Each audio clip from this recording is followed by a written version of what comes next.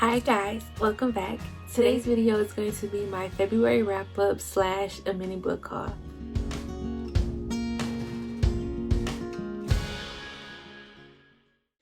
So I started this year off on like a book ban because I don't know, I refound my love for reading and I was just buying a whole bunch of books because there's so many books I want to get to.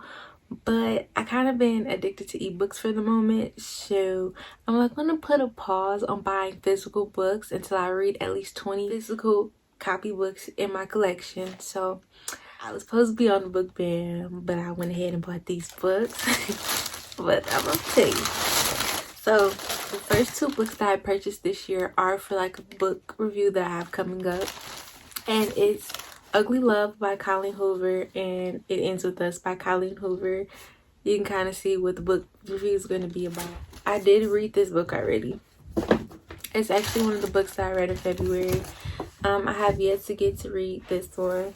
Now, when Barnes & Noble was having their 50% off sale on hardcovers, you know, I had to stop and get me some books for them as well. You know, it's Barnes & Noble. It's they far. But I did pretty good because I only got 2 books during that sale. And the first book that I got was Vaughn, Crier's Dawn. This is the second book. I picked it up because I really fell in love with the cover. It's just really dope. Like, we got the same hair going on right now. But yeah, I've actually started listening to the first book as an audiobook. It's kind of going really slow for me because I don't know, I was washing dishes and couldn't really get into the story, but we're gonna give it another try. The second book I picked up is Recapture the Rapture. It's rethinking God, sex, and death in a world that's lost its mind. I can't wait to get to this one. This put me in. This little word right here is why I got that. So let's see, mini book haul. I only picked up a few books, so now we'll just go ahead and get into the wrap up. One of the books that I read in February is called Ugly Love by Colleen Hoover. I'm not gonna say what I rated because I have a video coming out for that, but I really did enjoy this book. This book did get me out of the reading slump that I was in. I read it like in a day and a half because I was kind of tired one of them days and kept falling asleep. I will say about this book is people keep saying this is devastating, and I thought I was gonna cry reading this book and I didn't. So I have to wait till my next video to see what I rated this one. It's cute though. I got it. It's pink. I've actually had this for a while and I just haven't really been able to use it. So the first book that I actually ended up reading in February is called The Lost Apothecary. Now this book was kind of a disappointment for me. I was really looking forward to reading this book. I had to stop myself from purchasing it myself multiple times. I fell in love with the book cover. I fell in love with the synopsis. And so like the book is set with like we see Caroline in the present day and things that she's going through to kind of uncover and find the history behind this apothecary. And then we have the perspective of Nella, who is set in the time when like the apothecary is happening. Now this was a letdown for me because it was getting really hard for me to read this book. Like, I don't know, I didn't really fall in love with the present day, like Caroline's perspective and trying to find the apothecary. I did like more so like Nella's perspective throughout the book, and I thought that like the book was going to, I don't know, I thought it was going to be more so set like back in time, or like, I don't know what I thought the book was going to be. It wasn't that, and so that's why I was just like, and I even like reached out to on social media to ask people like, how is this book? Should I keep reading? Because it got to a point where I just wasn't really feeling it, and I'm like, do I need to DNF it? And they're like, no, stick with it, it does get better. And the ending definitely did save this book for me, because I'm like, this is definitely like a 2-star 1-star book. But no, like when I got to the ending, I did end up giving this book 3 stars. So I did this post asking people like they're some of the most disturbing books that they ever read, and it was actually hard for them to get through because it was just so like traumatizing. Like they couldn't finish it. It wasn't that it wasn't a good book, it was just like, this is too much for me, so I need to put this down. So one of the books that ended up being recommended to me was The Guilty Wives by James Patterson.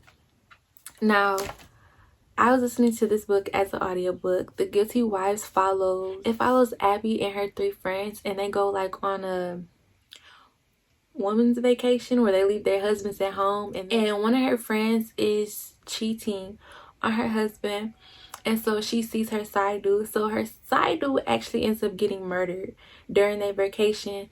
And one thing they did not know was like her side dude was the president of, is it Santi Carlo? I think it's Santi Carlo. They went to Santi Carlo. I don't know. Let me see, because I cannot remember. I didn't read a lot of books in February. I only read 7. I don't know what's going on with this 7, but I did get out of my reading slump though. So that's the one good thing that happened in February. I was kind of like Monte Carlo. That sounds like Santa Monica. I really love this book. I couldn't put it down. I was just listening to it and listening to it, and I just wanted to keep going back to the book. Now, for this to be a really being recommended to me as a really disturbing book, I didn't really get that. Like, sir, I don't want to give away the book, but someone does almost end up getting raped in the story, and that's like the only thing that could have been disturbing, because that part was getting a little bit uncomfortable to listen to, and I was just like, please don't let this happen. Like, I don't, because they do really go very descriptive part, and that was a little bit overwhelming. But for this to be recommended as like a very disturbing book, I definitely wasn't, like, when I meant disturbing, I meant traumatized me. I wasn't traumatized, but I did end up giving that book 5 stars. The next book I ended up reading is called Good Girl Bad Blood, which is the second book in the series to A Good Girl's Guide to Murder. This book, it was still really good as the first book. I ended up giving it 4 stars. One thing that kind of surprised me was this book happens not too, like, its timeline is not too far from the first book. Like, I don't know why, but I thought the second book was going to be like a couple years after the situation that happened in the first book, but this book takes place at like, so this book has to deal with like one of her best friends' big brother ends up going missing during like the memorial for Saul from the first book, and so now she's basically doing what she did in the first book to find out what happened to her friend's brother. Like, why is he missing? Because the police don't believe that he's missing. He probably just ran away. They're not really taking it serious. So she's trying to use her platform and her podcast that she developed from uncovering everything from the first book to the second one. So that was kind of a little different. I don't know why I personally thought that the book was going to take place like a couple years later, but the next book I ended up listening to as an audiobook is called They Both Die in the End. Now, I keep trying to read books that are kind of very heartfelt or like gonna make you cry books, and I didn't cry with this book either. I just didn't. So this book has to deal with like, on the day that you're gonna die, you get a phone call telling you like, this is the end, it's the last day, you about to die. And during this like time, people developed this app called Last Friend app, to where it's like you can connect with people and basically spend your last day together. So Rufus and Mateo use this app and basically spend their final hours together. One thing I really liked about this book was like the dialogue that they had, like the thinking through and coming terms, like, you know, this is the end, ain't nothing after this. Like, it was really good, and it raised a lot of questions, normal questions that you think someone would ask when you know like you're about to die. One thing from this book that I don't know if I missed it or what, and I'm still kind of confused on what it is. Like, I didn't know, since I was listening to it, I couldn't go back and read and see what, but they had this word called decker, and like I think Mateo and Rufus are considered deckers, but I have no clue what a decker is even till after the book. So I don't know how vital of a point that was to me understanding what was going on, but like I kept hearing that word repeated over and over again, and I still have no clue what a decker is. I really don't. The one I don't know. I won't say this book is overrated, like overhyped, but when people try to tell you this book is devastating, it's gonna have you sitting there crying for hours, I didn't get that at all. It was just like I mean, what's sad about the book is they both about to die, so that's sad. But I thought it was gonna be more so like hurt. thought it was gonna really hurt my emotions, but it did. The next book I ended up reading was called Baby Teeth. Now, this is another book that I've wanted to read for some time. I'm glad I didn't buy it.